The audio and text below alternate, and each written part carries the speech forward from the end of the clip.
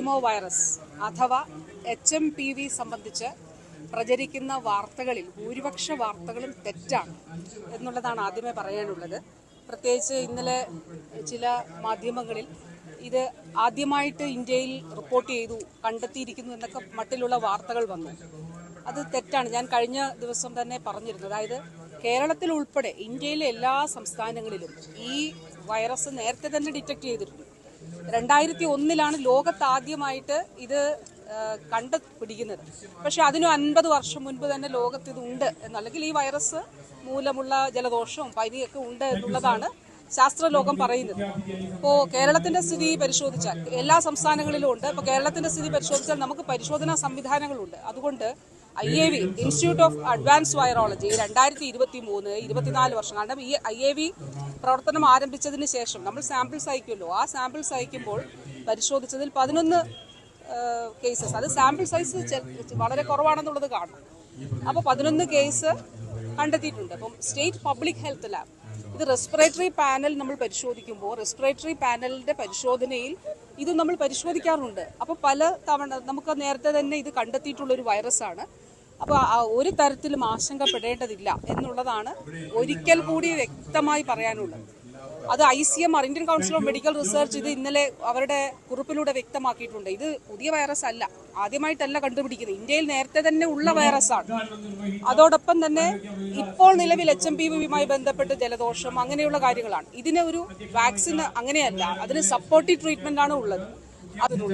അതല്ല എന്തൊക്കെയാണ് ലക്ഷണം അതനുസരിച്ചിട്ടുള്ള സപ്പോർട്ടീവ് ട്രീറ്റ്മെന്റ് ആണ് ഇതിനുള്ളത്.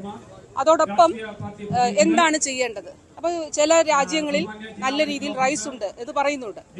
അപ്പോൾ ഇതിനെ പ്രതിരോധിക്കാൻ നമ്മൾ യാത്ര ചെയ്യുന്നവരാണല്ലോ കേരളീയർ, നല്ല രീതിയിൽ ആഭ്യന്തരമായിട്ട് അല്ലെങ്കിൽ കേരളത്തിന് പുറത്ത് യാത്ര ചെയ്യുന്നവരാണ്.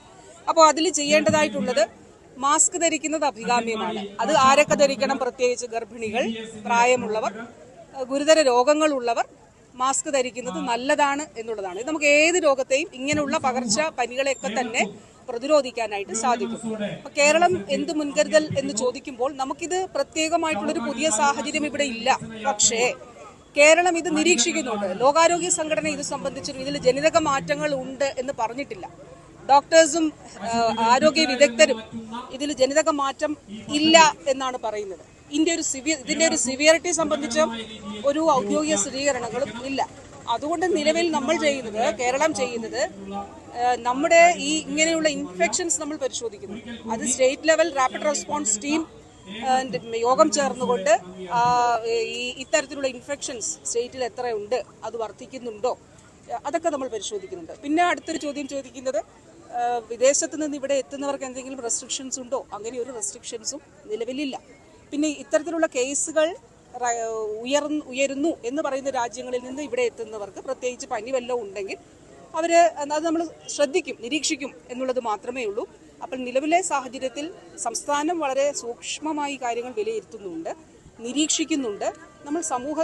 നമ്മൾ പൊതുസമൂഹത്തിൽ ഒരു ആശങ്ക വേണ്ടതില്ല. കാരണം അനാവശ്യമായിട്ടൊരു ആങ്സൈറ്റി അല്ലേ ഇത് ഉണ്ടാക്കുന്നത്. അപ്പോൾ ആ തരത്തിലൊരു ആശങ്ക വേണ്ട. പക്ഷെ ജാഗ്രത, ഈ കുറേയേറെ ആളുകൾ മാസ്ക് ധരിക്കുന്നതായിട്ട് കാണുന്നുണ്ട്, നല്ല കാര്യമാണ്. ഗർഭിണികളും പ്രായമുള്ളവരും രോഗമുള്ളവരും ഗുരുതര രോഗമുള്ളവരും മാസ്ക് ധരിക്കണം എന്നുകൂടി ആരോഗ്യവകുപ്പ് പറയുന്നുണ്ട്. ഉണ്ട്. കേരളത്തിൽ നേരത്തെ റിപ്പോർട്ട്, കേരളത്തിൽ മാത്രമല്ല, ഇന്ത്യൻ കൗൺസിൽ ഓഫ് ICMR ഇന്നലത്തെ കുറിപ്പ് വ്യക്തമാകും. ഇന്ത്യയിൽ നേരത്തെ എല്ലാ സംസ്ഥാനങ്ങളിലും ഇത് റിപ്പോർട്ട് ചെയ്തിട്ടുണ്ട്. കേരളത്തിൽ നമ്മുടെ ലാബുകളിൽ നമുക്ക് പരിശോധനാ സംവിധാനം ഉള്ളതുകൊണ്ട് നമ്മുടെ ലാബുകളിൽ ഇത് നമ്മൾ കണ്ടുപിടിച്ചിട്ടുമാണ് നേരത്തെ മുൻ വർഷങ്ങളിൽ തന്നെ. അന്ന് റിപ്പോർട്ട് ചെയ്തപ്പോൾ പ്രത്യേക എന്തെങ്കിലും പ്രിക്കോഷൻസ് നമ്മൾ എടുത്തിരുന്നോ? അതോ ഇല്ല, അതായത് സപ്പോർട്ടീവ് ട്രീറ്റ്മെന്റ് ആണ് HMPV ഉള്ളത്. അതായത് ഹ്യൂമൻ മെറ്റാ ന്യൂമോ വൈറസ് ആണ് HMPV. അപ്പോൾ